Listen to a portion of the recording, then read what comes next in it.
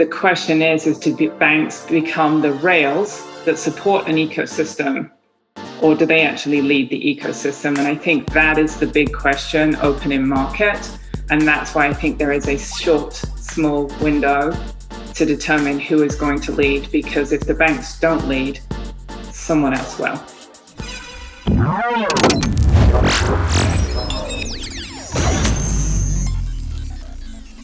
So bank as a service is actually really interesting to traditional banks because partnerships with brands enables them to grow their balance sheet in a way that potentially they haven't been able to before. And if you even look at, many of these big banks like Goldman, like JP Morgan are starting to talk about banking as a service and doing more in this space. And so I think they recognize that this is something that's happening and they'll either have to get on the bus or be left behind. This is a story of knowing where you are in the ecosystem, where your edge is.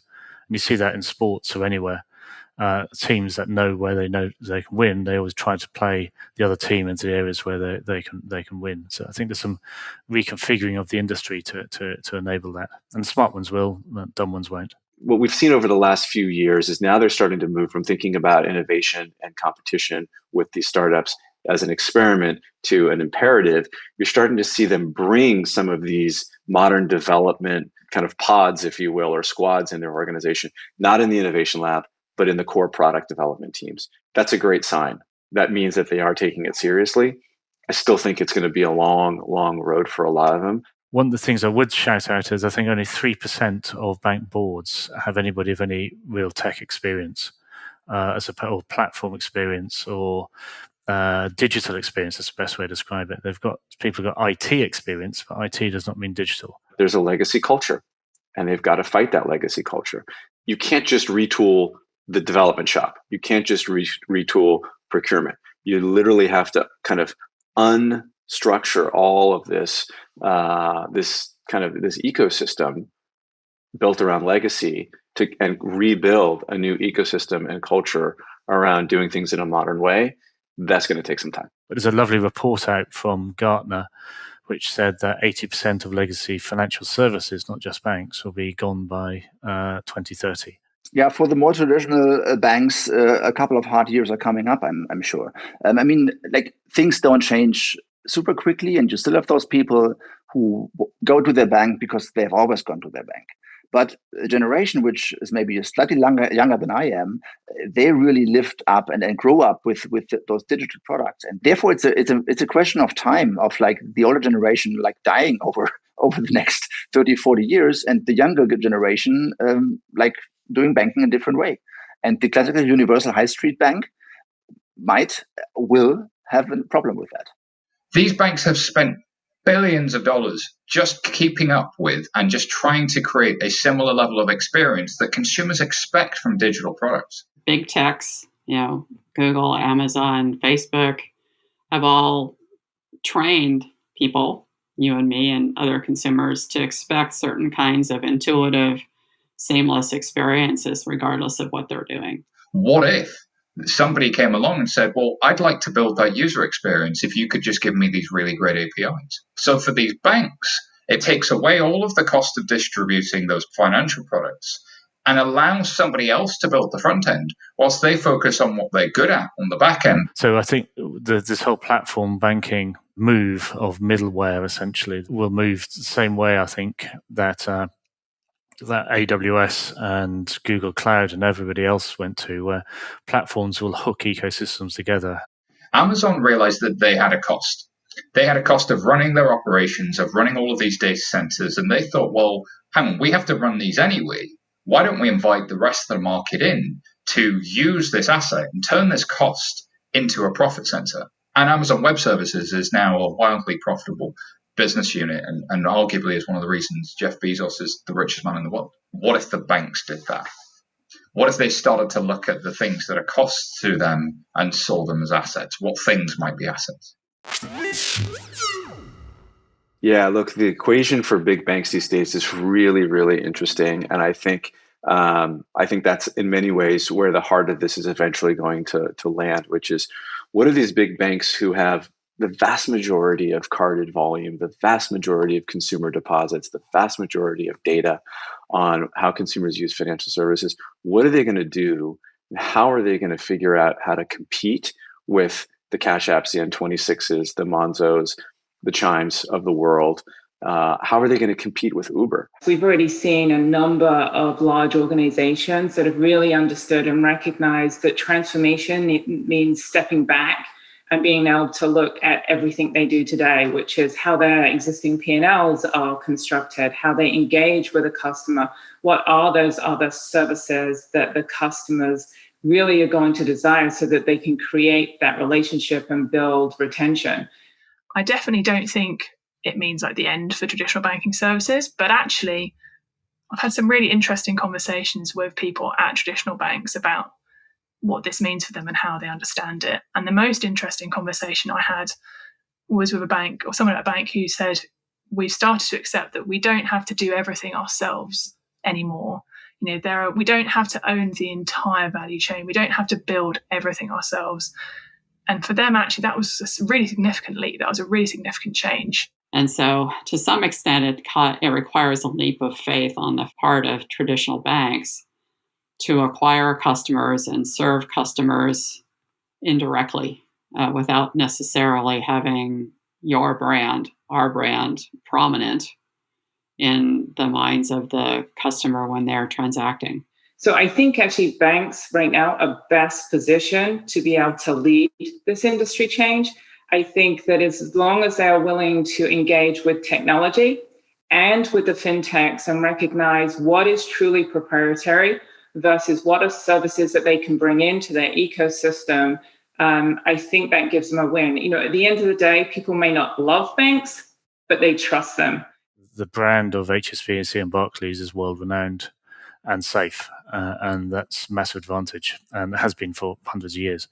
And I think the challenge is figuring out how to work and play in the ecosystem and where your advantage really is. The smart ones are doing that, and they're being super engaging, where beforehand they were all threatened. Banks for a long time have relied on their brand to create trust. And the brand presence in the high street, the amount of branches that people saw every single day, gave customers a sense of confidence that this bank was here to stay.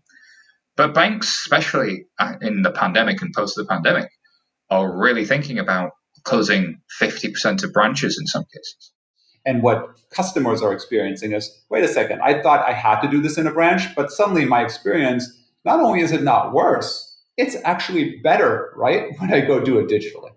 And so what I think will be really interesting is that there's obviously, I think, probably still some folks that hold out hope that once we're past all this and once everybody can kind of go back to kind of physical interacting, that it will all return to normal. I think there's zero chance of that happening. I think what you're seeing is a shift in behavior from trying to get customers to come to the bank and instead working hard to take the bank to the customer, wherever they are, wherever they're transacting, wherever they need banking services. And that is the thing that's going to enable banks like us to grow. Over the last year, 69% of account openings in the US actually came via a mobile app.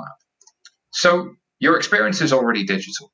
That's already happened. The branch is no longer the distribution point. The brand is less front and center than it was. But like if those brands vanish behind other brands, the actual consumer-facing brands, it will become less and less important over time. The front-end brand will be the one where the customer trusts and just expects that the background plumbing, the banking side background plumbing, is solved in a fully compliant, secure, regulated way and not anything which the customer has to care about. I want to bring you a comparison. In your car, there is a motor and there is a gear drive. Do you care who built the gear drive? Do you care if the motor is built by the brand which built the car from the outside? I think most people don't. As it relates to big tech and banking as a service, I definitely think this is a trend we've started to see. In my view, we're just at the very start of what's going to be a massive wave of these companies getting into this space and starting to offer financial services. The risk for banks is that they become dumb pipes. But isn't there an opportunity for the bank that serves these big techs the best to become very, very smart pipes indeed.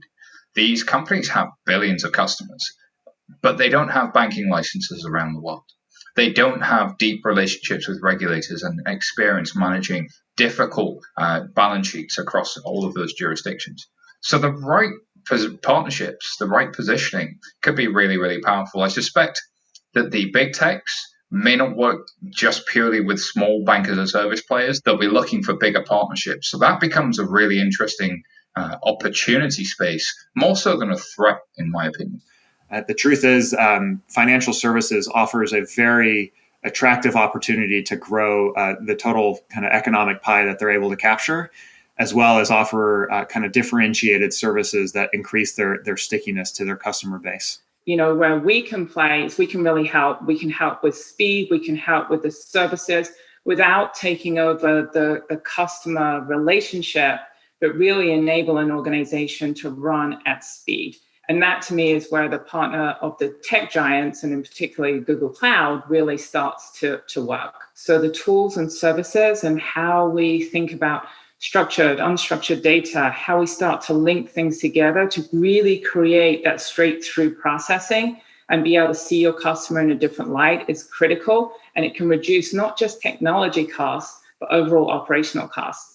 Fully cloud-enabled, net new technology stack built in the last several years. That really will start to change things. So an iSeries running annually versus a pod in Kubernetes that you don't have to pay for when it's not being used. That is a sea change. We're going to get a lot more disruption if all that works. Why? Because you're going to be able to just take all kinds of cost out of a situation. I think big banks to me is kind of like you're the supermarket. You can offer a whole host of different products. With some of the brands, they're more specialist. And so I think there's room for both types of financial services distributor to actually exist. Just like we shop day to day, sometimes you want to go to a big box store that sells everything. And sometimes you want to kind of go to a very bespoke kind of a shop for a particular product. I think it's going to be similar in the financial services space. Yeah, the question is, are the challenger banks really in a better position than the traditional banks to take advantage of banking as a service? Where do you want to be? For challenger banks, for a long time, they've been avid adopters of some of the early bank as a service platforms. They've been avid adopters of some of these modular pieces, the Lego bricks that make up the bank as a service stacks. I think the challenger banks sit up and down the stack. You've got some challenger banks who are setting themselves up to work very well as consumer-facing propositions now. Or that's where their main focus is. But I think some of them are their technical capabilities mean that they can drop down further. So people like Starling, they've effectively built a bank on top of a set of APIs that they're obviously offering out as a capability now. So they're offering themselves out as a BaaS player, and a lot of people are hooking into them very quickly and using them to power their own infrastructure.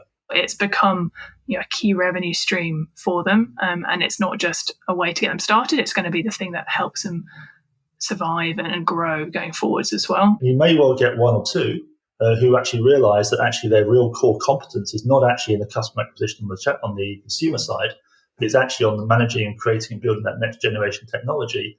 They're hooked into faster payment rails, they're hooked into ACH, they're hooked into whatever else it is. And so they can actually offer this low-level banking capability. So I think it will be interesting to see how fintechs choose to develop. But they definitely have a head start because they've been built in that modular fashion that makes banking as a service so much easier to engage with. I suspect we'll actually see them pushing the boundaries of what's possible in the embedded finance journey, seeing themselves as almost your dashboard, as your financial control center, so that you can have many fintech apps, but that's the place where the experience is really aggregated.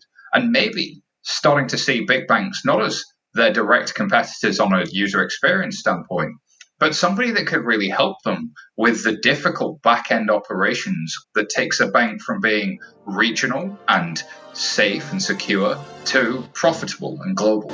And there's an interesting dynamic that we might see play out there. The net of this is that consumers benefit. They get more choice. They get choice from the big bank. They get choice from the neobanks. They get choice from the brands that are offering financial product. And, overall, I think this will strengthen, the financial system and enable consumers just have a lot more choice.